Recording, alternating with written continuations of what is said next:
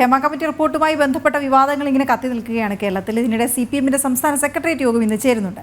ഈ പുറത്തു വന്ന വിവരങ്ങളുടെ അടിസ്ഥാനത്തിൽ സ്വമേധയാ കേസെടുക്കാൻ കഴിയില്ല എന്നുള്ളതാണ് സർക്കാർ നിലപാട്. കഴിഞ്ഞ ദിവസം വനിതാ കമ്മീഷൻ അധ്യക്ഷയും അക്കാര്യം തന്നെ വ്യക്തമാക്കുകയുണ്ടായി. എന്നാൽ റിപ്പോർട്ട് പൂർണ്ണമായും ഹൈക്കോടതി വിളിച്ചു വരുത്താൻ തീരുമാനിച്ചത് പാർട്ടി സെക്രട്ടേറിയറ്റ് ചർച്ച ചെയ്തേക്കും. കാരണം പൂർണ്ണമായും ഈ റിപ്പോർട്ട് കോടതിയിൽ എത്തിക്കഴിഞ്ഞാൽ കോടതി എടുക്കുന്ന തീരുമാനം മറിച്ചാവാനുള്ള സാധ്യത എന്തായാലും ഉണ്ട്. കോടതി തീരുമാനത്തിന്റെ അടിസ്ഥാനത്തിൽ തുടർ നടപടികൾ സ്വീകരിക്കാനാണ് സർക്കാർ തീരുമാനിച്ചിരിക്കുന്നത്. നമുക്ക് ടിൻഡു ദാസ് ചേരുന്നുണ്ട് വീണ്ടും. ടിൻഡു, ഇന്ന് അല്പം പ്രതിരോധത്തിലായ ഒരു ചർച്ച തന്നെയായിരിക്കും CPM-ൽ നടക്കുക. കാരണം ഇത് 5 വർഷമായി സർക്കാരിൻ്റെ കയ്യിലിരുന്ന ഒരു റിപ്പോർട്ടാണ്.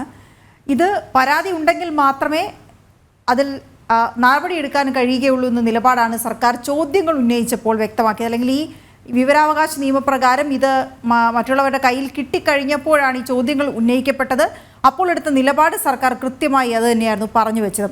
ഇത് കോടതി വിളിച്ചു വരുത്താൻ തീരുമാനിച്ചതോടു കൂടിയാണ് ഇതിൻ്റെ മാനം മാറിയത്. അപ്പോൾ ഇന്ന് ഈ വിഷയം ചർച്ച ചെയ്യുമ്പോൾ സർക്കാർ എന്ത് നിലപാടെടുക്കണമെന്നൊരു തീരുമാനം പാർട്ടി സെക്രട്ടേറിയറ്റ് ചർച്ച ചെയ്ത് എടുത്തേക്കും. അപ്പോൾ എന്തായിരിക്കും, ഒരു പക്ഷേ ഇതെല്ലാം 5 വർഷം കഴിഞ്ഞതുകൊണ്ട് ഇനി 5 വർഷം മുന്നിൽ പോയി ഒന്നും തീരുമാനമെടുക്കാൻ കഴിയില്ല. അപ്പോൾ പിടിച്ചു നിൽക്കണം, പറഞ്ഞു നിൽക്കണം. അതിനുള്ള നടപടികളായിരിക്കാം സംഭവിക്കുക.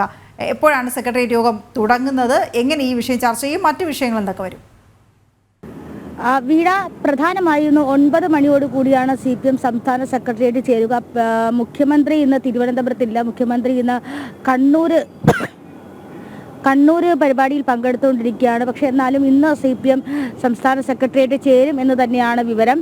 പ്രധാനമായും ഹേമ കമ്മിറ്റി റിപ്പോർട്ടാണ്. ഹേമ കമ്മിറ്റി റിപ്പോർട്ടിനെ സംബന്ധിച്ചിടത്തോളം സർക്കാർ കൂടുതൽ പ്രതിരോധത്തിലായിരിക്കുന്ന സാഹചര്യമാണ്. ഈ ഘട്ടത്തിൽ എങ്ങനെ പ്രതിപക്ഷത്തിൻ്റെ ഈ ആരോപണങ്ങളെ അല്ലെങ്കിൽ പ്രതിപക്ഷത്തെ എങ്ങനെ ഈ വിഷയത്തിൽ പ്രതിരോധിക്കാം എന്നതായിരിക്കും പ്രധാനമായിട്ടും ചർച്ച ചെയ്യുക.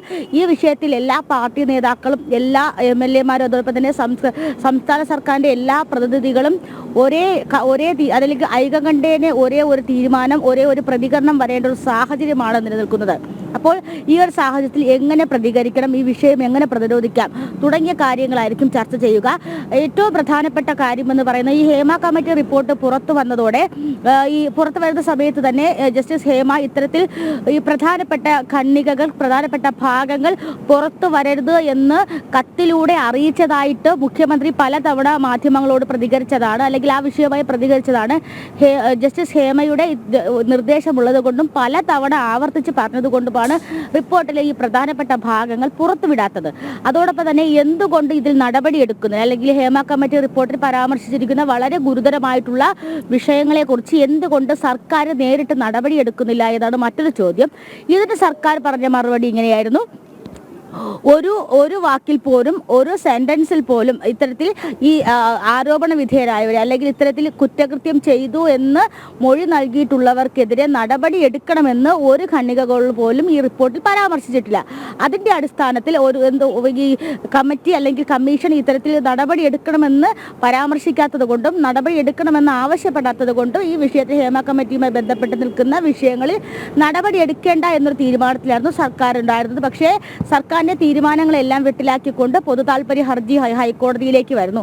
ഹൈക്കോടതിയിലേക്ക് വരുന്ന സാഹചര്യത്തിൽ സ്വാഭാവികമായി ഹൈക്കോടതി റിപ്പോർട്ടിന്റെ പൂർണ്ണരൂപം ആവശ്യപ്പെടുന്നു. അപ്പോൾ സർക്കാർ ഉറപ്പായിട്ടും ആ പൂർണ്ണരൂപം കൊടുത്തേ മതിയാവൂ. അതിലെ വിവരങ്ങളെല്ലാം ഈ സർക്കാർ കൊടുക്കുന്ന ഈ റിപ്പോർട്ടിൽ, അല്ലെങ്കിൽ ഹേമ കമ്മിറ്റി മാധ്യമങ്ങൾക്ക് തന്നതിൽ അതിനെ ഉൾപ്പെടുത്തിക്കൊണ്ട് കൊടുക്കുന്ന റിപ്പോർട്ടിൽ ഹൈക്കോടതി എടുക്കുന്ന തീരുമാനമാണ് സർക്കാരിനെ സംബന്ധിച്ചിടത്തോളം നിർണായകമായിട്ടുള്ളത്. ആ നിർണായക തീരുമാനങ്ങൾ അല്ലെങ്കിൽ ഹൈക്കോടതിയിൽ നിന്ന് വരുന്ന തീരുമാനങ്ങൾ എങ്ങനെ ചേർത്ത് നിൽക്കാം, എങ്ങനെ പ്രതിരോധിക്കാം, എങ്ങനെ ഈ വിഷയങ്ങളുമായി ബന്ധപ്പെട്ട് എങ്ങനെ പ്രതിരോധിക്കാം എന്നുള്ള കാര്യങ്ങളായിരിക്കും ഇന്ന് ചേർന്ന CPM സംസ്ഥാന സെക്രട്ടേറിയറ്റ് ചർച്ച ചെയ്യുക. മറ്റൊരു പ്രധാനപ്പെട്ട കാര്യമെന്ന് പറയുന്നത് പലതവണ ഈ മുഖ്യമന്ത്രിയോടും അതോടൊപ്പം തന്നെ മറ്റു മന്ത്രിമാരോടൊക്കെ ഉയർന്നൊരു ചോദ്യമായിരുന്നു.